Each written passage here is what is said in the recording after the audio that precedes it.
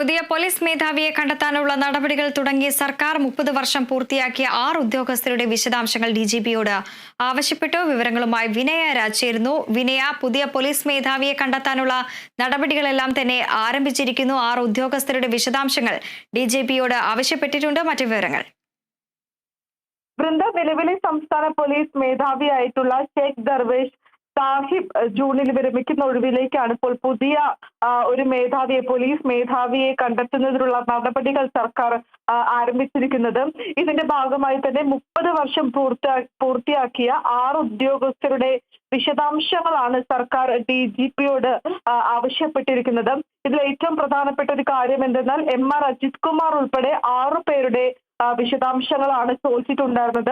നിരവധി വിഭാഗങ്ങളിൽ ഉൾപ്പെട്ടിരിക്കുകയാണ് നിലവിലെ ബറ്റാലിയൻ ആയിട്ടുള്ള MR Ajith Kumar, ADGP MR Ajith കുമാറിനെ ഉൾപ്പെടുത്തിയിരിക്കുന്നത് എന്നതും ഏറ്റവും പ്രധാനപ്പെട്ട ഒരു കാര്യം തന്നെയാണ്.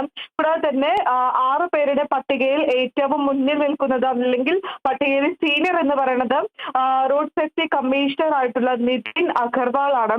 ഇവർക്ക് പുറമെ തന്നെ മറ്റു ആളുകളുമുണ്ട്. ഇന്റലിജൻസ് ബ്യൂറോ അഡീഷണൽ ഡയറക്ടർ ആയിട്ടുള്ള പ്രവാഡ ചന്ദ്രശേഖർ, വിജിലൻസ് മേധാവിയായിട്ടുള്ള യോഗേഷ് ഗുപ്ത, ക്രമസമാധാന ചുമതലയുള്ള ADGP Manoj Abraham, SPG additional director ആയിട്ടുള്ള സുരേഷ് ദാസ് പുരോഹിത് എന്നിവരുടെ പേര് വിവരങ്ങൾ അടങ്ങിയ പട്ടികയാണ് ഇപ്പോൾ പ്രധാനമായും തയ്യാറാക്കിയിരിക്കുന്നത്. ജൂണിലാണ് നിലവിലെ സംസ്ഥാന പോലീസ് മേധാവി വിരമിക്കുന്നത്. ഈ ഒരു സാഹചര്യത്തിലാണ് ഇപ്പോൾ പുതിയ ആളെ, അല്ലെങ്കിൽ പുതിയ പോലീസ് മേധാവിയെ കണ്ടെത്തുന്നതിന് വേണ്ടി സർക്കാർ നടപടികൾ ആരംഭിച്ചിരിക്കുന്നത്.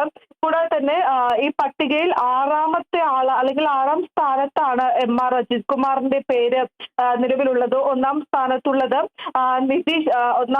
പ്രധാനമായും ഈ 1ാം സ്ഥാനത്തുള്ളത് എന്ന് പറയുന്നത് സീനിയർ ആയിട്ടുള്ളത് നിതിൻ അഗർവാൾ ആണ്. ഈ പട്ടികയിലെ 1ാം സ്ഥാനത്തുള്ളത്.